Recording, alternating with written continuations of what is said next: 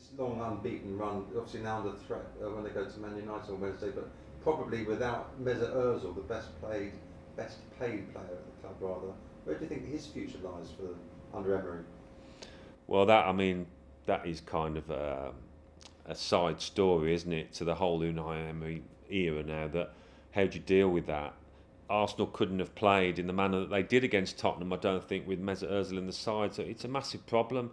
A player on huge wages. Players on huge wages are notoriously difficult to shift because they can't get the same anywhere else.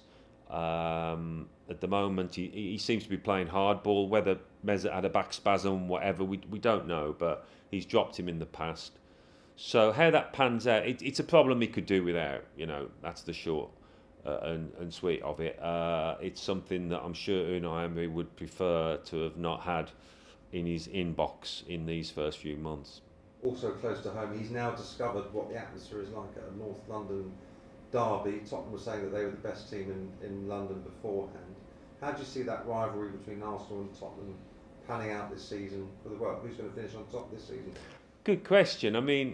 Going into the game, you would say that Tottenham was still ahead in terms of where they were as a team. The gap had definitely narrowed. Now, has it closed up altogether? We'll see at the end of the season.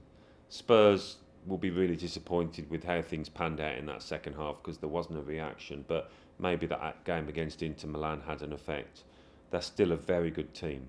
Arsenal have still got lots of work to do under the new manager. Pochettino is he's over it more, isn't he?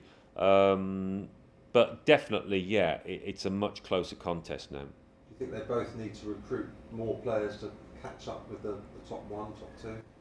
Certainly the top one, Man City, they're on another level entirely, and you could just see them accelerating away as we go into the new year, which would be a shame. But yeah, that they are different gravy, and the other clubs have got a lot of work to do to catch up with them to get on that level.